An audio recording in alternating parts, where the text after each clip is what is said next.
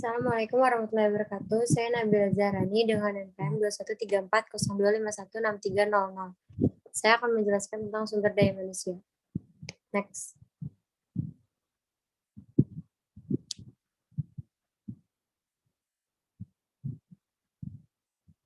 Yang pertama ada pengertian dan aktivitas manajemen sumber daya manusia.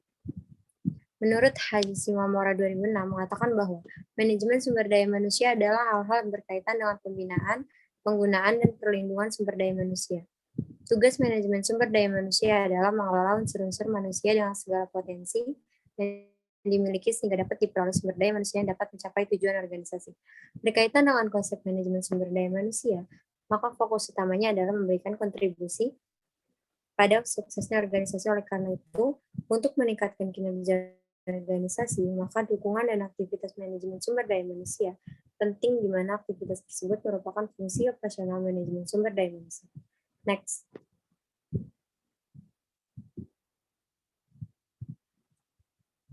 Yang kedua, menurut Harris dan Ogbonna 2001, bahwa aktivitas manajemen sumber daya manusia meliputi yang pertama planning, kedua staffing, ketiga evaluating and compensating, yang keempat improving, yang kelima maintaining effective employer-employer relationships. Next. Perbandingan manajemen sumber daya manusia dengan manajemen personalia. Ada sejumlah prinsip yang menjadi landasan bagi pendekatan sumber daya manusia, yaitu yang pertama, sumber daya manusia adalah modal atau aset terpenting dari sejumlah sumber daya yang dimiliki organisasi seperti material, metode, uang, mesin, pasar. Kultur dan nilai perusahaan, suasana organisasi, dan perilaku manajerial yang berasal dari kultur tersebut akan memberikan pengaruh besar terhadap hasil pencapaian terbaik. Manajemen personalia merupakan pendekatan yang memandang manusia sebagai faktor produktif sehingga harus dimanfaatkan secara produktif oleh organisasi. Sebagai faktor produksi, manusia seperti dipaksa dalam bekerja sehingga melalaikan faktor emosi, kesehatan, dan keterbatasan fisik. Next.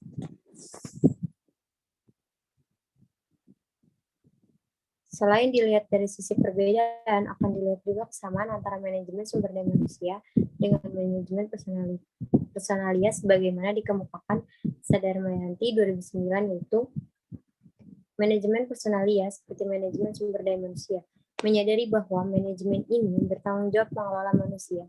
Fungsi personalia menyajikan saran yang diperlukan dan layanan pendukung sehingga memungkinkan pimpinan menjalankan tanggung jawabnya. Manajemen personalia dan manajemen sumber daya manusia menyadari bahwa salah satu proses keduanya yang paling berharga adalah mencocokkan orang dengan kebutuhan organisasi yang selalu berubah, menempatkan dan mengembangkan orang yang tepat dalam dan pada jabatan yang tepat. Manajemen personalia seperti versi lunak dari manajemen sumber daya manusia menekankan pentingnya proses komunikasi dan partisipasi dalam sistem hubungan karyawan. Next. Tujuan, manfaat, dan peran manajemen sumber daya manusia.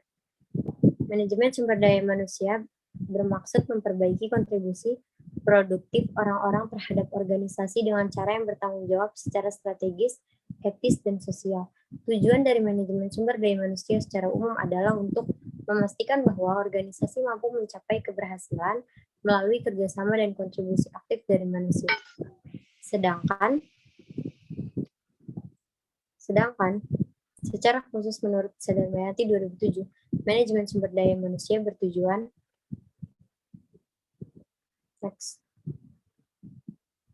mengembangkan sistem kerja dengan kinerja tinggi yang meliputi prosedur perekrutan dan seleksi yang teliti, sistem kompensasi dan insentif yang tergantung pada kerja, pengembangan manajemen serta aktivitas pelatihan yang terkait kebutuhan bisnis. Yang kedua, menciptakan iklim di mana hubungan produktif dan harmonis dapat dipertahankan melalui asosiasi antara manajemen dengan karyawan. Membantu organisasi menyeimbangkan dan mengadaptasikan kebutuhan pihak terkait. Mengelola karyawan yang beragam, mempertimbangkan perbedaan individu dan kelompok dalam kebutuhan, penempatan gaya kerja, dan aspirasi. Next. Tujuan lain dari manajemen sumber daya manusia mencakup juga tujuan organisasional. Manajemen sumber daya manusia merupakan alat untuk membantu organisasi dalam mencapai tujuan seperti mendayagunakan tenaga kerja secara efisien dan efektif, meningkatkan produktivitas perusahaan, mengkomunikasikan kebijakan sumber daya manusia kepada semua karyawan. Yang ketiga, tujuan fungsional. Membantu sumber daya manusia meningkatkan kualitas agar dapat memberi kontribusi bagi organisasi seperti menyediakan program rekrutmen, pelatihan, dan pengembangan yang inovatif, menemukan pendekatan yang dapat memotivasi orang-orang terbaik. Yang keempat, tujuan pribadi. Membantu pegawai dalam mencapai tujuan pribadi mereka. Sejauh tujuan ini membantu kontribusi mereka untuk organisasi. Next.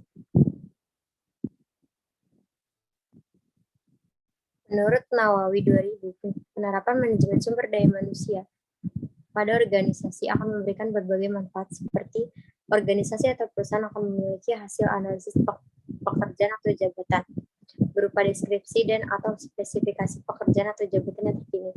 Yang kedua, organisasi atau perusahaan memiliki kemampuan dalam menyusun dan menetapkan perencanaan sumber daya manusia yang mendukung kegiatan bisnis. Yang ketiga, organisasi atau perusahaan akan mampu meningkatkan efisiensi dan efektivitas rekrutmen dan seleksi tenaga kerja. Next.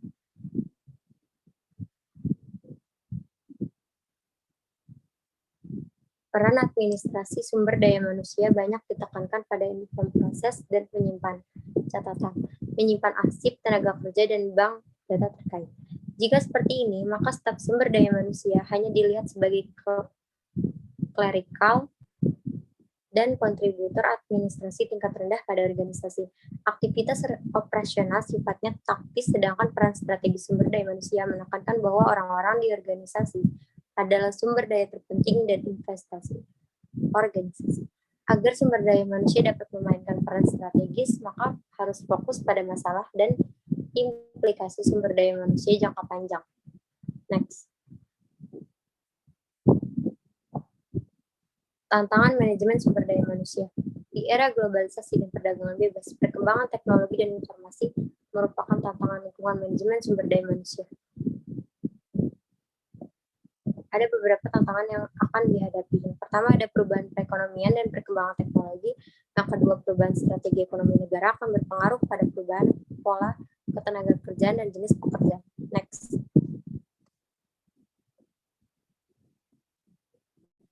Ketiga, atau ketersediaan dan kualitas tenaga kerja. Yang keempat, kependudukan. Faktor kependudukan merupakan tantangan dari manajemen sumber daya manusia, misalnya perbedaan etnis atau ras. Yang kelima, restrukturisasi organisasi dapat dilakukan dalam bentuk manajer dan asosiasi. Yang keenam, bertanggung jawab atas praktik tenaga kerja yang adil. Pada prinsipnya, tantangan yang dihadapi manajemen sumber daya manusia terdiri atas tantangan eksternal dan internal. Next. Yang pertama, ada tantangan eksternal, yaitu perubahan lingkungan bisnis yang cepat. Yang kedua, keragaman tenaga kerja di Indonesia, keberagaman tenaga kerja bersifat terbatas. Yang ketiga, ada globalisasi dari sudut manajemen sumber daya manusia, berarti mengharuskan dilakukannya usaha mengantisipasi. Next.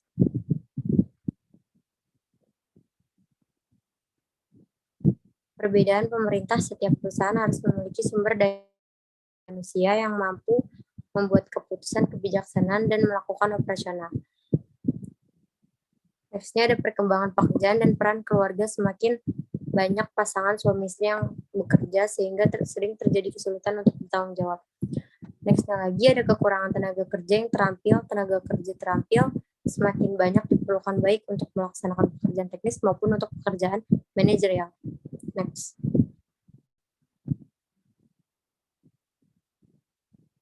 Tantangan internalnya yaitu meliputi yang pertama, posisi organisasi dalam bisnis yang kompetitif.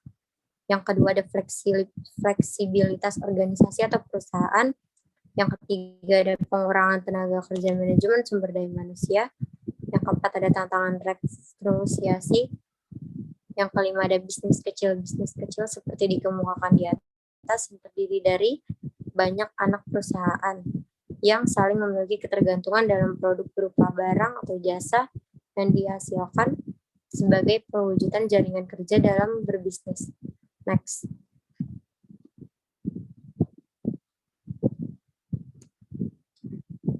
Next lagi ada budaya organisasi. Budaya organisasi akan mewarnai dan menghasilkan perilaku atau kegiatan bisnis secara operasional. Teknologi, tantangan teknologi tidak sekedar menyangkut pembiayaan, karena bagi manajemen sumber daya manusia, hubungan terkait keharusan menyediakan tenaga kerja terampil mempergunakannya. Next lagi ada serikat pekerja dengan kerjasama. Perusahaan atau organisasi setidak-tidaknya harus berusaha agar serikat pekerja tidak menjadi penghambat proses produksi dengan tidak menempatkan sebagai lawan. Next. Terima kasih, sekian presentasi dari saya. Wassalamualaikum warahmatullahi wabarakatuh.